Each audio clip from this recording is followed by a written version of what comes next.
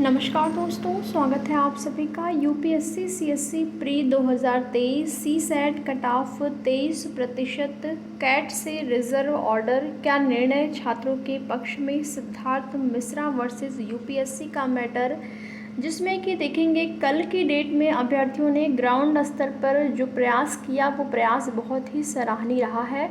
और अभ्यर्थी जो है ये प्रयास, इस प्रकार का जो कोशिश है वो निरंतर अब जारी रखने वाले हैं, क्योंकि देखेंगे यूपीएससी की अभी तक जो भी मनमानियां हैं वो हुई, लेकिन अभ्यर्थियों का अब यही कहना है कि ये मनमानी अब आगे नहीं हो पाएगी, जिससे कि आगे जो भी अभ्यर्थी इस यूपीएससी की तैयारी करने वाले होंगे उनके लिए ये चीज़ें अच्छी होंगी अगर ये जो भी अभ्यर्थियों की मांग है वो पूरा कर ली जाती है।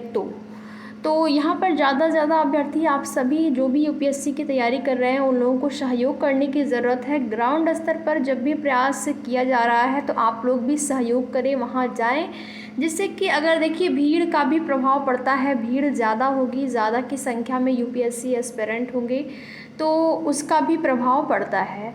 तो आप सभी लोगों से सहयोग की उम्मीद है कि आप लोग ग्राउंड स्तर पर ज़रूर प्रयास करेंगे। बाकी जो मामला है कोर्ट में वो तो चल ही रहा है। कैट में जो मामला सिद्धार्थ मिश्रा वर्सेस यूपीएससी वाला, जिसमें देखेंगे दिल्ली हाई कोर्ट से ये मामला खारिज हुआ, ये कहते हुए कि अब इस मामले को कैट की तरफ से सुना जाएगा। और कैट से ये दिल्ली हाई कोर्ट ने एक रिक्वेस्ट भी किया कि इस मामले को जल्द से जल्द सुना जाए और जल्द से जल्द इस पर डिसीज़न लिया जाए। तो देखेंगे जब सुनवाई हुई तो यूपीएससी ने तो लगभग 1 महीने का टाइम यहाँ पर मांगा, और यूपीएससी तो टाइम को खींच रहा था, उसका उद्देश्य यही था टाइम को खींचना। टाइम मांग रहा था, यूपीएससी की तरह टाइम मांगा गया, लेकिन कैट ने समय नहीं दिया और ऑर्डर रिजर्व कर दिया। ऑर्डर क्या है किसी को नहीं पता, ये चीज़ें अभी तक किसी को नहीं पता है। हाँ, ये उम्मीद हम कर सकते हैं कि जो भी चीज़ें थी या जो भी स्थिति, उसके आधार पर जो ऑर्डर है वो यूपीएससी एस्पिरेंट के पक्ष में आया होगा, यानी कि जो याचिकाकर्ता हैं उनके पक्ष में आया होगा, लेकिन ऑर्डर अभी तक आया नहीं। उस टाइम यही सूचना मिली थी कि ऑर्डर आपको 2 से 3 दिन में देखने को मिल सकता है, लेकिन अब टाइम ज़्यादा हो रहा है और अभी तक वो रिज़र्व ऑर्डर जारी नहीं किया गया।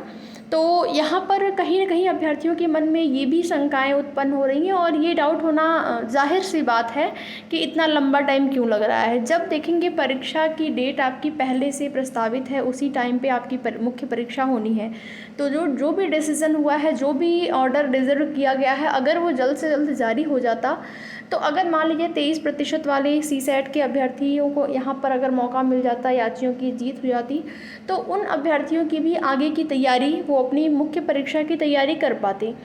इसी ऑर्डर के इंतज़ार में अभ्यर्थी तैयारी भी नहीं कर पा रहे हैं। तो कहीं ना कहीं ये शासन प्रशासन की भी मनमानी ही कहेंगे, जिसमें कि अभ्यर्थियों के हित में कोई भी फैसला अभी तक नहीं हुआ है। और अभ्यर्थियों के प्रयास में अगर देखेंगे, लंबा टाइम हो गया जब से रिज़ल्ट जारी हुआ है, तब से ये प्रयास जो है किया जा रहा है।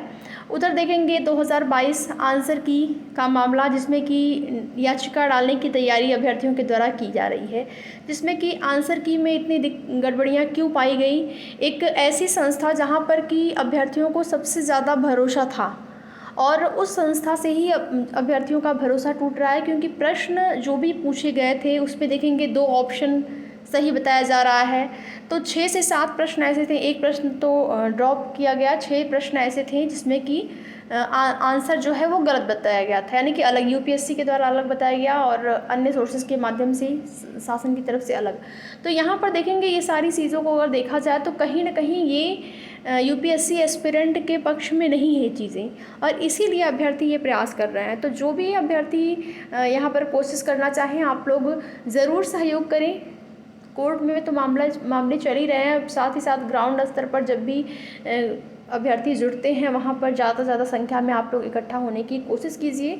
उम्मीद करते हैं कि फैसला जो है आपके पक्ष में आना चाहिए। बाकी आगे की जो भी जैसी भी सूचना मिलती रहेगी, आप सभी को उसकी जानकारी समय समय पर इस चैनल के माध्यम से दी जाएगी। साथ ही साथ कल की डेट में देखेंगे कैंडल मार्च भी निकाला गया, अभ्यर्थियों ने प्रदर्शन किया और शांतिपूर्वक ढंग से ही उनके द्वारा प्रदर्शन किया गया। अभी तक जो भी चीज़ें हुई वो शांतिपूर्वक ढंग से, बस अपनी मांग को शासन तक पहुंचाने के लिए अभ्यर्थियों ने ये प्रयास किया है। अब यही है कि जब शासन प्रशासन से कोई जवाब नहीं आएगा तो हो सकता है कि ये आंदोलन उग्र रूप ले ले। तो उसके लिए कौन जिम्मेदार होगा? शासन प्रशासन ही जिम्मेदार होगा। ठीक है, तो आगे की जो भी जैसी भी सूचना मिलती रहेगी आप सभी को उसकी जानकारी समय समय पर चैनल के माध्यम से दी जाएगी। वीडियो में लास्ट तक बने रहने के लिए आप लोगों का बहुत बहुत धन्यवाद। एक छोटा सा निवेदन, चैनल को सब्सक्राइब करके वीडियो को लाइक और शेयर